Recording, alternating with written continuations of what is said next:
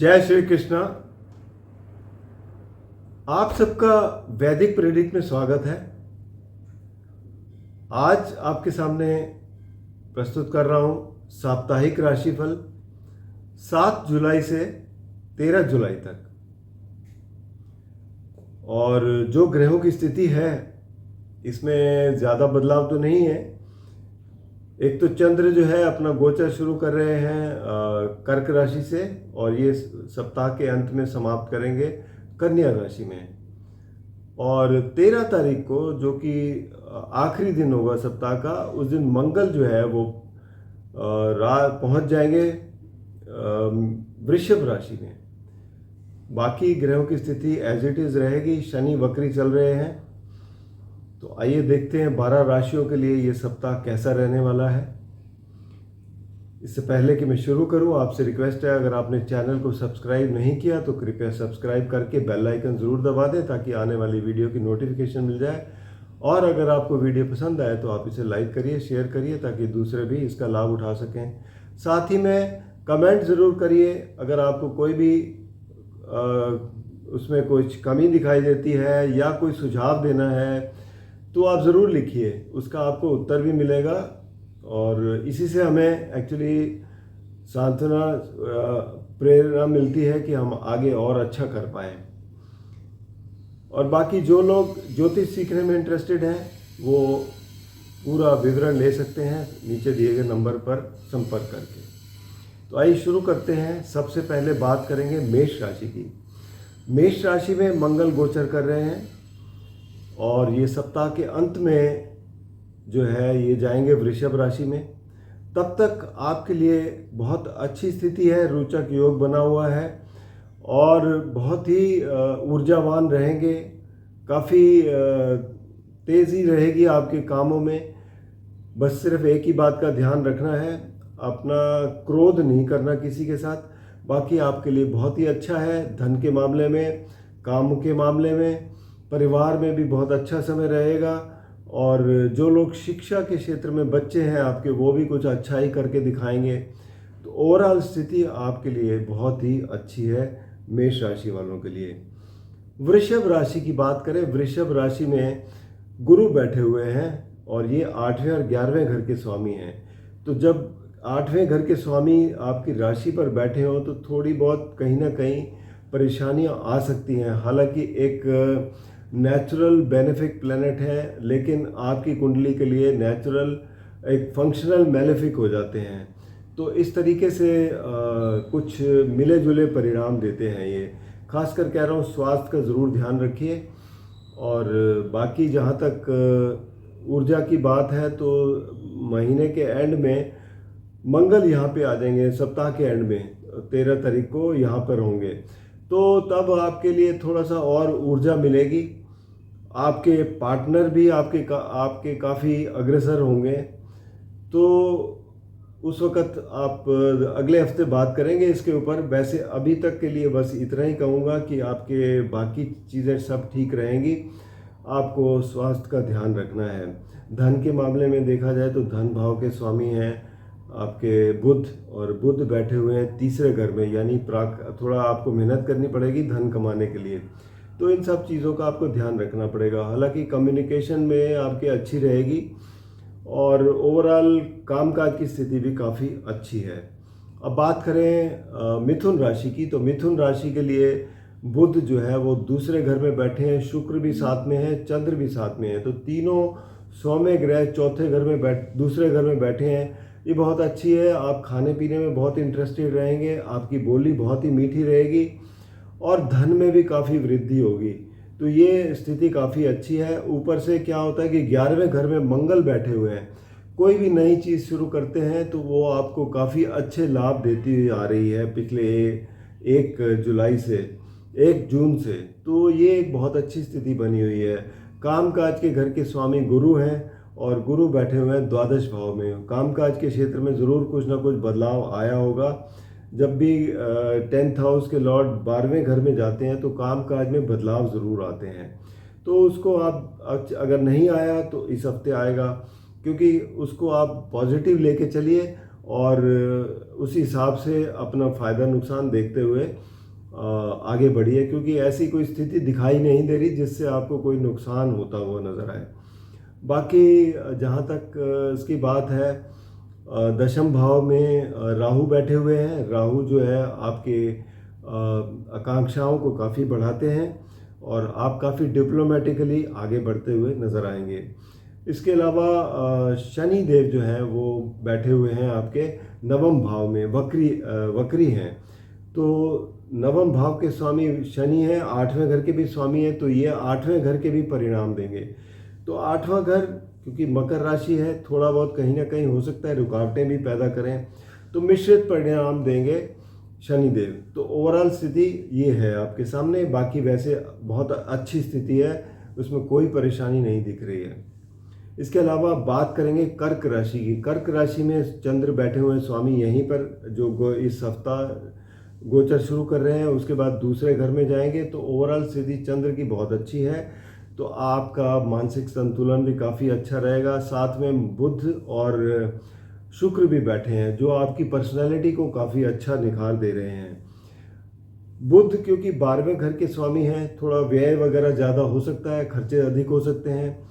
और शुक्र जैसे कि देख रहा हूँ कि चौथे घर के स्वामी हैं, सुख स्थान के मालिक हैं, प्रॉपर्टी वगैरह से संबंध है, तो प्रॉपर्टी के मामलों में आपको लाभ हो सकता है। माता की सेहत वगैरह भी ठीक ठाक रहेगी, कोई दिक्कत की बात नहीं है। और जहाँ तक धन भाव की बात करूँ तो धन भाव के स्वामी हैं सूर्य। सूर्य बैठे हुए हैं इसमें मिथुन राशि में, 12वें घर में। तो एक किस्म से अगर आप कोई विदेश से जुड़ा काम कर रहे हैं तो उसमें तो आपकी आय अच्छी होगी, वरना ये होगा कि आपके खर्चे काफ़ी होंगे। तो इन बातों का थोड़ा ध्यान रखिएगा। और साथ में आपके नवम भाव में राहु बैठे हुए हैं। राहु धर्म के भाव में है। अब धर्म में राहु जो है अपनी ट्रेडिशनल कन्वेंशनल इसमें बिल्कुल भी यकीन नहीं करते, तो ऐसी स्थिति नज़र आती है। बाकी हो सकता है आपको लंबी यात्राओं पे ले चलें जो आपके लिए अच्छी हो सकती हैं। ओवरऑल स्थिति आपके लिए देखा जाए तो काफ़ी अच्छी है, आपके लिए ये सप्ताह बहुत अच्छा है।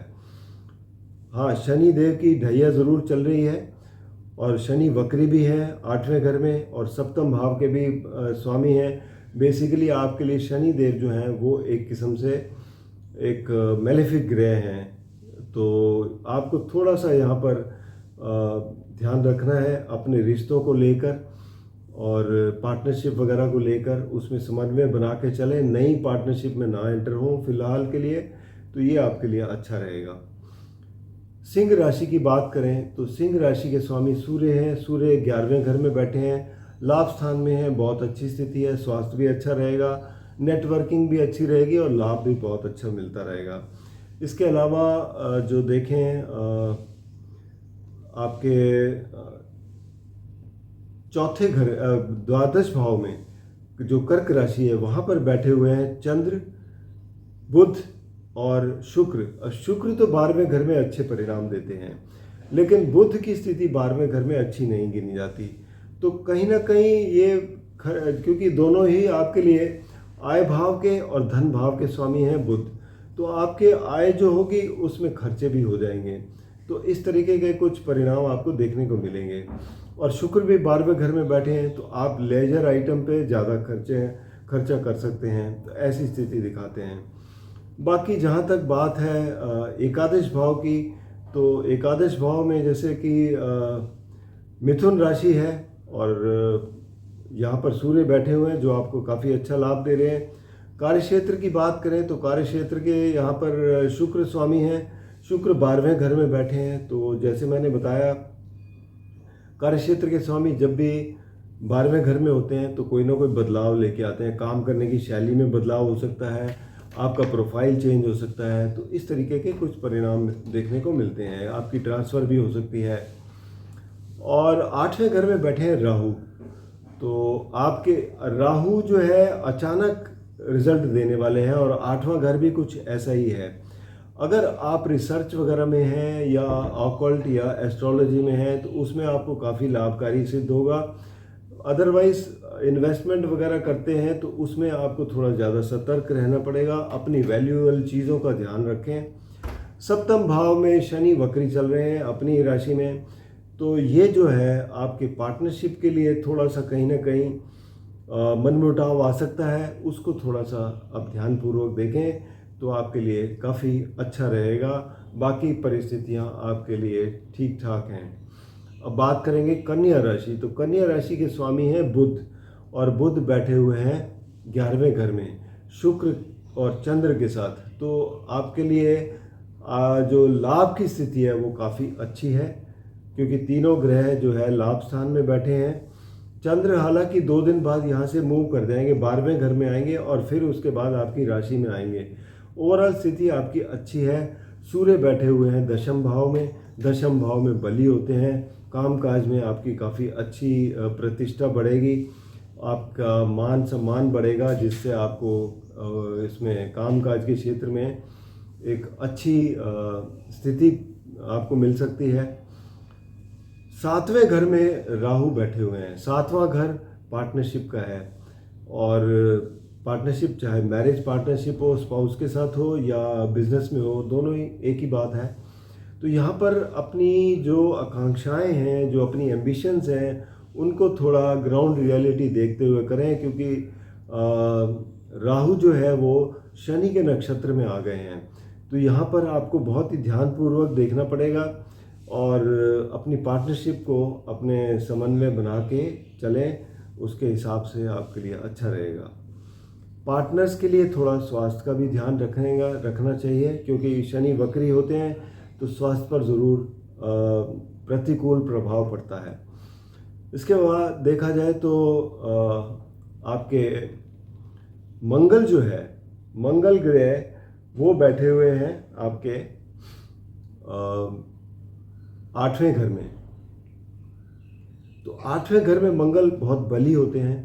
8वें घर का स्वामी जब भी बली होता है तो बहुत ही एक अच्छे परिणाम देता है, कभी कभी अचानक बहुत अच्छे देता है। लेकिन अगर गाड़ी वगैरह चलाते हैं तो थोड़ा संभल कर रहें, ताकि कोई परेशानी वाली बात ना बने। बस इतना सा ख्याल रखेंगे तो आपके लिए परेशानियां कम होंगी। 9वें भाव में गुरु बैठे हैं, जो आपकी राशि को देख रहे हैं, पंचम भाव को भी देख रहे हैं, तो आपको ये एक मजबूती देंगे, बच्चों को भी मजबूती देंगे। एजुकेशन फील्ड में अगर हैं उसमें भी आपको अच्छी प्रोग्रेस मिलेगी। अब बात करें तुला राशि की। तो तुला राशि के स्वामी शुक्र हैं। शुक्र बैठे हुए हैं दशम भाव में बुध और चंद्र के साथ। तो यह स्थिति दशम भाव में बहुत अच्छी है, कार्य क्षेत्र में आपको लाभ देती हुई नजर आएगी। और मंगल बैठे हुए हैं आपके सप्तम भाव में, तो आपके जो पार्टनर हैं वो काफ़ी अग्रेसिव होंगे, मतलब एक्टिव भी बहुत होंगे, अग्रेसिव भी बहुत होंगे। तो उनके साथ आपको थोड़ा तालमेल बिठा के चलना पड़ेगा। वैसे आपको वो फ़ायदा ही देंगे, नुकसान की स्थिति नहीं है, तो इसलिए कोई चिंता की बात नहीं है। और राहु बैठे हुए हैं 6ठे घर में, वो भी आपके लिए अच्छी स्थिति में है। 5वें घर में शनि बैठे हुए हैं वक्री होकर। तो वक्री शनि जो है वो आपकी क्योंकि 5वां घर स्पेकुलेशन का भी है, तो स्पेकुलेशन में अच्छे प्रॉफिट दे सकते हैं। अगर आप शेयर मार्केट में डील करते हैं तो ये एक अच्छा समय है। बाकी जहाँ तक जो लोग शिक्षा में हैं उन्हें थोड़ा सा अधिक मेहनत करनी पड़ेगी, और बच्चों के साथ भी आप थोड़ा तालमेल बिठा के चलेंगे तो आपके लिए अच्छा रहेगा। और बाकी देखा जाए तो गुरु बैठे हुए हैं 8वें घर में, और गुरु 8वें घर में थोड़ा कमज़ोर स्थिति में है। हालांकि देखा जाए तो 6ठे घर के स्वामी हैं, 8वें घर में बैठे हैं, तो एक विपरीत राजयोग भी बनाते हैं। तो इसका मतलब ये है कि शुरू में कोई हो सकता है स्वास्थ्य में कोई परेशानी दें, लेकिन उससे आपको बाहर भी निकाल देंगे। इसका मतलब यही होता है। ओवरऑल स्थिति आपके लिए बहुत अच्छी है। वृश्चिक राशि की बात करें, वृश्चिक राशि के स्वामी मंगल हैं। मंगल बैठे हुए हैं 6ठे घर में, बहुत मजबूत स्थिति में हैं, और आपको रोग रिपू ऋण इन सब से आपको ये काफ़ी बचा कर रखते हैं, आपकी बहुत मदद करते हैं। 5वें घर में राहु बैठे हैं, और सप्तम भाव में गुरु बैठे हुए हैं। अब गुरु 6ठे घर के स्वामी हैं, सप्तम भाव में बैठे हैं। सप्तम भाव में गुरु वैसे तो अच्छे गिने जाते हैं कि आपकी पार्टनरशिप वगैरह में बहुत अच्छे आपको परिणाम देखने को मिलेंगे, लेकिन वाद विवाद में ना पड़ें, ये बात का ध्यान रखें, क्योंकि छठे घर के स्वामी हैं, छठा घर वाद विवाद बताता है, तो इन सब चीज़ों का ध्यान रखें। उसके अलावा अगर बात करें तो कर्क राशि जो है, नवम भाव, वहाँ पर चंद्र बैठे हैं, शुक्र और बुध, ये तीनों सौम्य ग्रह बैठे हैं। चंद्र तो बहुत अच्छी स्थिति में है क्योंकि नवम में बैठे हैं, उसके बाद दशम में जाएंगे, फिर 11वें में जाएंगे, तीनों भावों में बहुत अच्छे परिणाम देंगे। भाग्य स्थान के मालिक हैं, तो कोई परेशानी की बात नहीं है। साथ ही में देखा जाए तो शुक्र भी जो है वो सप्तम भाव के स्वामी भाग्य स्थान में है, तो ये भी आपको पार्टनरशिप में मदद करेंगे। ओवरऑल स्थिति वृश्चिक राशि वालों के लिए भी काफ़ी अच्छी है। चौथे घर में शनि ज़रूर बैठे हुए हैं वक्री होकर। अब वक्री ग्रह जब चौथे घर में बैठते हैं, क्योंकि ये है सुख स्थान, तो यहाँ पर कुछ घर के अंदर कुछ कन्फ्यूजन हो सकते हैं। उस चीज़ को ज़रूर आप ध्यान दे के चलिए और अपने जो रिश्ते हैं उनको थोड़ा सा संभाल के चलने की ज़रूरत है। बाकी आपके लिए कोई परेशानी नहीं है। अब बात करेंगे धनु राशि की। अब धनु राशि के स्वामी जो है वो गुरु हैं। गुरु बैठे हुए हैं छठे घर में। छठे घर में गुरु की स्थिति कमज़ोर है। इसका मतलब ये कि एक तो आपको स्वास्थ्य का ध्यान रखना है, दूसरा आपके ऊपर कोई ऋण वगैरह है उनको निपटा लीजिए अच्छी तरह से, और दुश्मनों पर भी निगाह रखिए। गुरु की दृष्टि दशम भाव पर है, तो दशम भाव में वृद्धि देंगे, कार्य क्षेत्र में आपको पूरी मदद करेंगे। नवम दृष्टि पड़ रही है धन भाव पर, तो धन में भी वृद्धि करेंगे, तो ये दो बड़े फायदे हैं। इसके अलावा देखा जाए तो आठवें घर में शुक्र, बुध और चंद्र बैठे हुए हैं।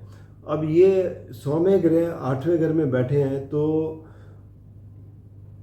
सो है, मतलब ऐसा नहीं है कि बहुत अच्छे परिणाम दे देंगे, लेकिन ठीक है, कोई बहुत बुरे भी नहीं है यहाँ पर। तो ओवरऑल क्योंकि चंद्र अपनी ही राशि में है, आठवें घर के स्वामी हैं, और बुध जो है, बुध और शुक्र ये भी यहाँ पर जलीय राशि में है, तो थोड़ा सा कम्युनिकेशन में प्रॉब्लम आ सकती है, उस चीज़ का ज़रूर ध्यान रखिए। कम्युनिकेशन, जो भी आप किसी से कुछ बात कहते हैं, तो आप ये श्योर करिए कि जो बात आपने कही है वो उस तक पहुंच गई, बस इतना ध्यान रखिए। बाकी अपनी इन्वेस्टमेंट वगैरह, अपने पैसों का, अपनी वैल्यूएबल चीज़ों का भी ध्यान रखिए, तो आपके लिए कोई परेशानी की बात नहीं है। और शनि देव बैठे हैं तीसरे घर में। तीसरा घर हम पराक्रम का होता है, तो आपका पराक्रम बढ़ा हुआ है, उसमें कोई दो राय नहीं है। राहु बैठे हैं चौथे घर में। चौथा घर बेसिकली आपके सुख स्थान है, तो यहाँ पर राहु जो है, क्योंकि राहु पर कोई दुष्प्रभाव नहीं है, तो इसलिए कोई यहाँ पर बड़ी परेशानी की बात नहीं है। अब बात करेंगे मकर राशि की। मकर राशि के स्वामी हैं शनि। शनि दूसरे घर में वक्री होकर बैठे हैं। अब वक्री ग्रह जब बैठते हैं, तो आपको परिवार में कहीं ना कहीं आपको तालमेल बिठा के चलना है। खाने पीने का ध्यान रखना है, परेशानी आ सकती है उसमें। और धन के मामले में ज़रूर ये आपकी मदद करेंगे, क्योंकि पावरफुल हैं, धन में ज़रूर वृद्धि करेंगे।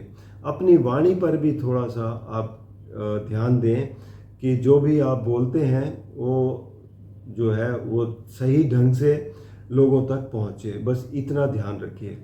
बाकी कामों में कोई दिक्कत नहीं है, काम आपके अच्छी तरह बनते रहेंगे।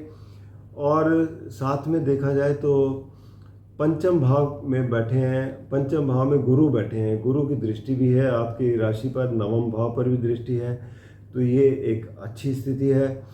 और कर्क राशि जो कि सप्तम भाव है, यहाँ पर शुक्र बैठे हैं, बुध बैठे हैं, चंद्र बैठे हैं, तो यहाँ पर पार्टनरशिप के मामले जो हैं वो बहुत ही अच्छे हैं, कोई दिक्कत की बात नहीं है, क्योंकि शुक्र जो है योग कारक ग्रह हैं आपके लिए। तो आपके पार्टनर भी काफ़ी अट्रैक्टिव होंगे, आपको रिजल्ट भी बहुत तेज़ी से मिलेंगे, तो यहाँ पर स्थिति बहुत अच्छी है, यही कहूँगा। और साथ में तीसरे घर में राहु बैठे हैं, जो आपका पराक्रम भी बढ़ाए हुए हैं, तो ओवरऑल मकर राशि के लिए एक किस्म से बहुत अच्छी स्थिति का निर्माण हुआ है इस हफ्ते। कुंभ राशि की बात करें तो कुंभ राशि के स्वामी हैं शनिदेव। शनिदेव अपनी राशि में ही बैठे हैं, काफ़ी समय से यहाँ पर हैं, लेकिन अब वक्री चल रहे हैं। वक्री ग्रह स्वास्थ्य में ज़रूर दिक्कत देते हैं, स्वास्थ्य का ध्यान रखिए, खाने पीने का ध्यान रखिए, व्यायाम वगैरह करते रहिए। बाकी कुछ परिणाम ऐसे होंगे जो आपको अचानक से मिलेंगे, क्योंकि शनिदेव पावरफुल हो जाते हैं, तो अचानक से परिणामों के लिए तैयार रहिएगा। तो ये स्थिति आपके लिए दिखेगी। हो सकता है परिणामों में कई बार अच्छे परिणाम भी मिल जाते हैं, ऐसी बात नहीं है कि खराब ही मिलेंगे, अच्छे भी मिलेंगे, क्योंकि शनिदेव अपनी राशि में बैठे हैं। तो मोस्ट लाइकली ज़्यादातर परिणाम, क्योंकि मूल त्रिकोण राशि है, शनिदेव अच्छे ही देंगे। बस स्वास्थ्य में ज़रूर ये दिक्कत करते हैं, वो बार बार कह रहा हूँ, उस पर ध्यान दीजिए। धन भाव की बात करें तो धन भाव में राहु बैठे हुए हैं, जो आपकी मदद कर रहे हैं धन के मामले में। बस ओवर एम्बिशियस ना हो, ओवरऑल अच्छी है, वाणी पर थोड़ा कंट्रोल करेंगे तो कोई दिक्कत नहीं है।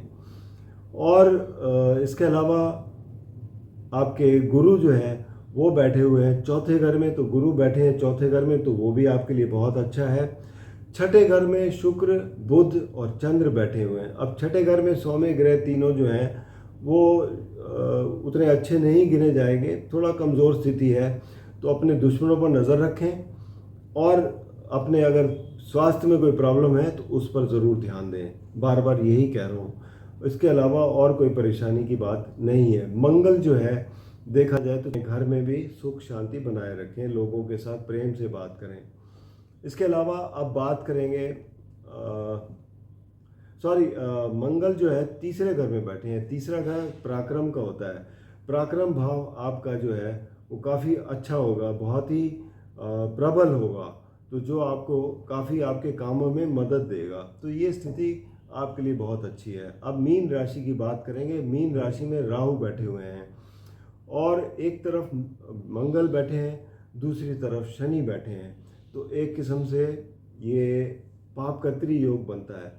लेकिन जब से शनि वक्री हुए हैं तो पापकर्त्री का प्रभाव कम हुआ है, तो ये आपको भी महसूस हुआ होगा। जो पहले जितनी टाइट सिचुएशन लग रही थी, अब उसके बाद 30 जून के बाद उस पर थोड़ा सा फर्क आ गया है, क्योंकि एक तरफ शनि जो है वो उल्टे चलने शुरू हो गए हैं। तो जो आगे बढ़ रहे थे, जिसकी वजह से दबाव ज़्यादा था, वो अब उल्टे चल रहे हैं, तो वो पापकर्त्री का जो प्रभाव है वो कम होता नजर आएगा। और सप्ताह के एंड में जब मंगल भी राशि परिवर्तन कर लेंगे तो इस तरीके से वो आपका पापकर्त्री योग एकदम से समाप्त हो जाएगा। तो ये स्थिति आपके लिए अच्छी रहेगी। ओवरऑल अभी फ़िलहाल के लिए थोड़ा सा आपको ध्यान में रखना है। गुरु स्वामी है और ये बैठे हुए हैं आपके तीसरे घर में। तीसरे घर से बेसिकली देखा जाए तो गुरु की स्थिति उतनी मजबूत तो नहीं है, क्योंकि शत्रु राशि में बैठे हैं और इनकी दृष्टि लेकिन जहाँ पर भी पड़ती है सप्तम भाव पर पड़ती है। सप्तम भाव पार्टनरशिप का है, यहाँ पर वृद्धि करेंगे और लाभ स्थान पर दृष्टि पड़ रही है, लाभ भी देंगे। तो ओवरऑल देखा जाए तो आपके लिए अच्छी स्थिति है। इसके अलावा पंचम भाव में बुध, शुक्र और चंद्र बैठे हुए हैं, जो कि एक आपके लिए बहुत ही अच्छा स्थिति का निर्माण कर रहे हैं।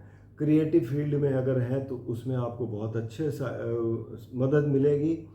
एजुकेशन में है तो उसमें भी बहुत अच्छा आप प्रदर्शन कर पाएंगे। और जहाँ तक चौथा घर है, चौथे घर में सूर्य बैठे हुए हैं। सूर्य कोई ना कोई आपको पोजीशन देते हैं। हालांकि सुख स्थान में क्रूर ग्रह उतने अच्छे नहीं माने जाते, लेकिन फिर भी सूर्य आपको पोजीशन ज़रूर देंगे। तो यहाँ पर स्थिति कुछ ऐसी ही है। इसके अलावा जैसे मैंने बताया, मंगल जो है वो दूसरे घर में बैठे हैं, तो वाणी पर थोड़ा सा कंट्रोल करिए, क्योंकि अग्नि तत्व है राशि का भी और मंगल का भी। तो वाणी आपकी बहुत तीखी होगी, उस पर थोड़ा सा नियंत्रण करेंगे तो आपके रिश्ते अच्छे रहेंगे, धन में कोई कमी नहीं होगी। बस इन बातों का ध्यान रखना है। तो ये था 12 राशियों के लिए इस सप्ताह का राशिफल। व्यक्तिगत रूप में कोई भी समस्या है तो आप नीचे दिए गए नंबर पर संपर्क करें या फिर वैदिकप्रडिक्ट.com पर लॉगिन करके अपनी समस्या का समाधान ले सकते हैं। धन्यवाद।